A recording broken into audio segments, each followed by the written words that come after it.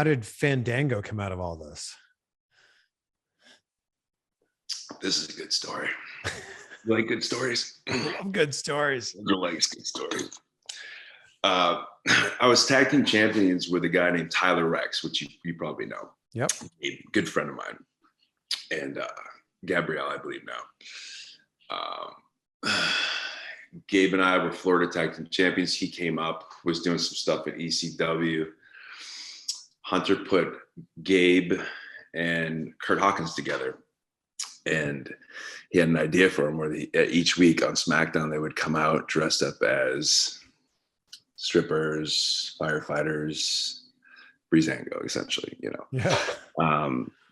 Gabe didn't want to do it, asked for his release. We all supported him. He went home to his family, did his thing. Kurt said, Hawkins went to whoever was in charge of writing SmackDown, said, hey, what about Johnny Curtis? He's just kind of hanging out in the back, you know, doing dark matches and eating catering and walking around selling. And they were like, yeah, that's a good idea. And then they came up to me next week and they go, we want you to do the gimmick. Don't tell Hawkins. I'm like, so like I went and told Hawkins, I'm like, sorry, bro. Like they asked me, they want me to go to dance school and be a stripper. And he's like, dude, you know what? He wasn't into it. It wasn't his first choice. I don't think it was anybody's first choice to be a stripper character, but he was cool with it. They started sending me to a stripper school, dance school in Tampa. And this is around the time they started filming at Full Sail. So I was tagging with Michael McGillicuddy, who's Joe Henning, good friend of mine. And I would come out kind of like, you know, pole dancing on the ring posts and kind of grinding, you know, real weird. And we're actually doing live events too.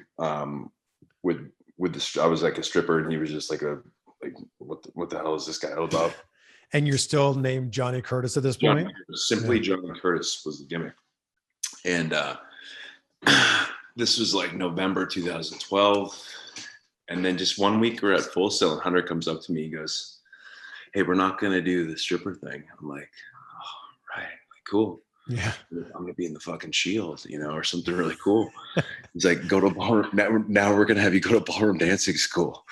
I'm like, oh, great. Even better. This is an ongoing theme that actually happens throughout my dancing career.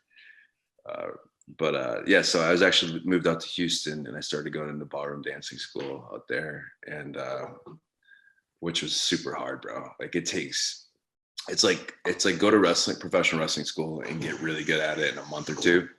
Mm-hmm. These guys and girls that were professional dancers out there, bro, are like, it's like trying to learn a whole alphabet, you know, and like a couple days, you know, like learning a whole new language, and all they can teach you is like one letter, you know, and that's just enough to fake it, you know, and it's so difficult. It takes years and years and years to get good at like ballroom dancing.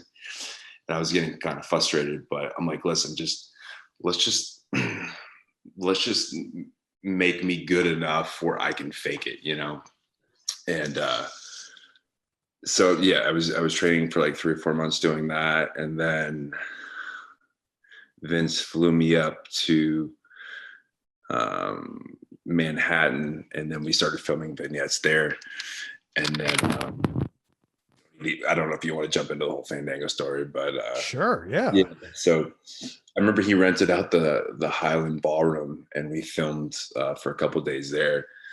And then he didn't like the way that I said Fandango into the character, or into the camera, excuse me. So he cut all those vignettes. They never even like aired. I think maybe one of them aired. And then one day I'm just working out in Atlanta, which I just came back from at the, I think Georgia Tech Strength and Conditioning School.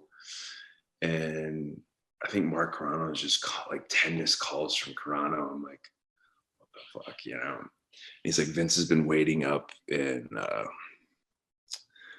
production for you for like a half an hour. So apparently he was going to produce all the vignettes and no one told me.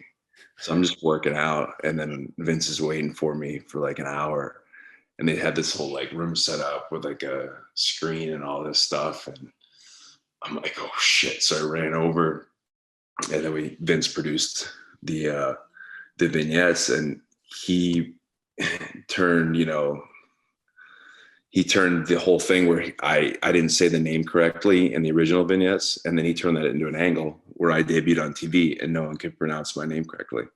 Right. Isn't that cool? That's pretty brilliant. Yeah. So you wanted Fandango, and he'd get up in my face and say it. And, he wasn't on site in New York. So how would I know, Yeah. So when I debuted, that's how we did it. He's like, I want you to correct everyone. So, man. Hey, it's Chris, and thank you so much for checking out this video on my CVV Clips channel. If you haven't subscribed yet, I'd be so grateful if you could do that right now. Don't worry, the main channel is not going anywhere. We've got full, in-depth interviews on the Chris Van Vliet channel. CVV Clips is for exactly that, clips from those longer interviews.